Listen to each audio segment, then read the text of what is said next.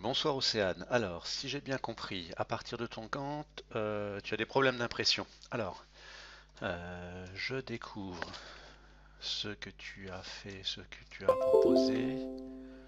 Alors, ok, je vois. Alors, déjà, première anomalie pour moi. Alors, par contre, les bonnes choses. Ok, tu as des liaisons, tu as tes tâches. Je regarde, il n'y a pas de ressources. Je regarde les paramètres de ton projet, s'ils sont bien remplis. D'accord, tu as un titre, l'organisation.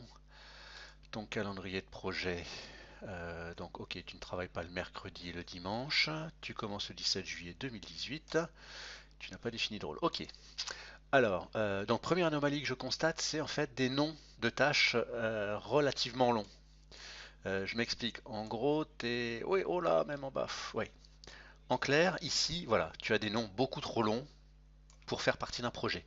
En gros, rendez-vous responsable boutique, tu peux mettre RDV, RESP B éventuellement. Et puis cadeau, du moins KDO. Mais voilà, en quelques mots, tu peux beaucoup plus facilement diminuer.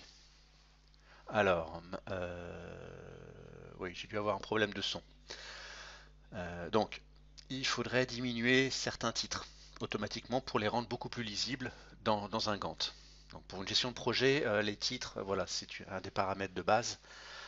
Il faut les faire relativement courts. Alors, au-delà de ça, donc je vois, c'est vrai que ce qui se passe, c'est que ton Gantt automatiquement a une lecture, on va dire, plus verticale qu'horizontale. Alors, pour ça, pas de souci. Alors, différentes façons de procéder. Alors, la première façon, c'est d'aller donc sur projet. Je vais passer directement par l'aperçu pour te montrer les modifications que tu peux effectuer.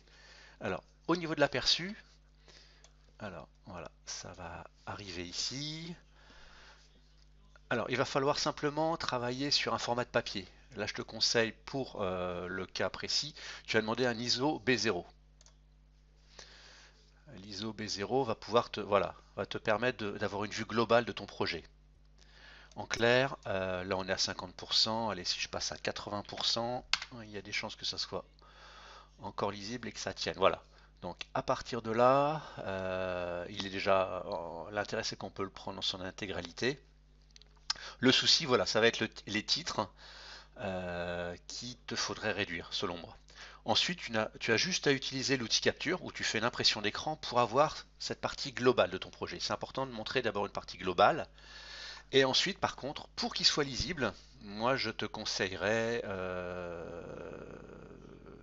Alors, je regarde si je mets tout le projet. Alors, il est un peu long. Je repasse par contre. Je vais repasser en ISO à 0. Automatiquement, en mettant l'intégralité du projet, alors tout le projet, il va être automatiquement sur plusieurs pages. Alors je vais repartir, ça va être plus simple, je vais demander voilà, l'aperçu avant l'impression.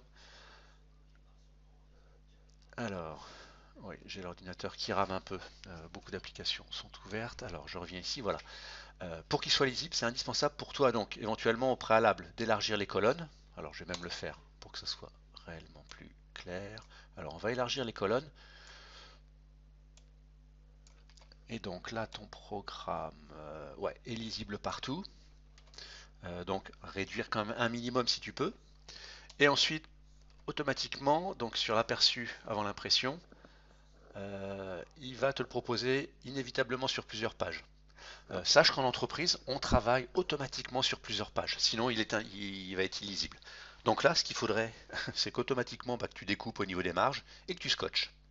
Tu le mets dans ton dossier et le jour de la présentation, justement, quand tu montres tes ressources, tu le déplies pour que ça soit clair et lisible pour tout le monde. En fait, tu as juste des raccords à faire. Par contre, le premier est indispensable pour avoir une vue globale. Donc ça, c'est une façon de faire. D'autres façons sont à ta portée.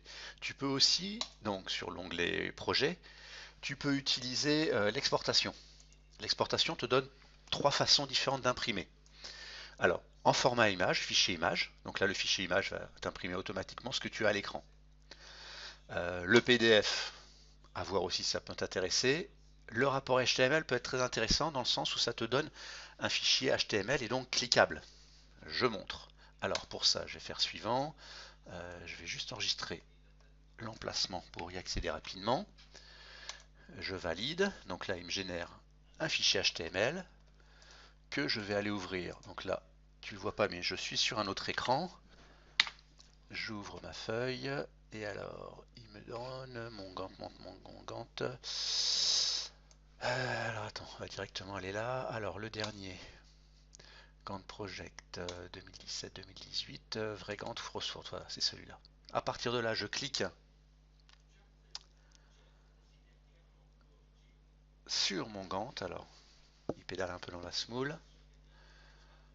Donc l'intérêt, c'est que je te dis, là, si tu le présentes via ton PowerPoint, directement sur un écran ou sur ton ordi, c'est que tu peux automatiquement donc cliquer sur les trois choses qui t'intéressent. Donc toi, tu n'as pas mis de ressources, mais tu as au moins le diagramme de Gantt. Dès que tu cliques dessus, ça va te lancer le Gantt que tu peux montrer à l'écran.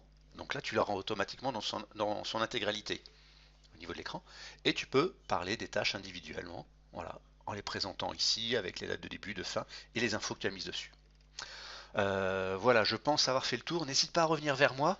Désolé d'avoir tardé un peu, j'avais beaucoup de choses sur le feu. Bonne réception, passe l'info à d'autres et à plus tard. Bon courage à toi.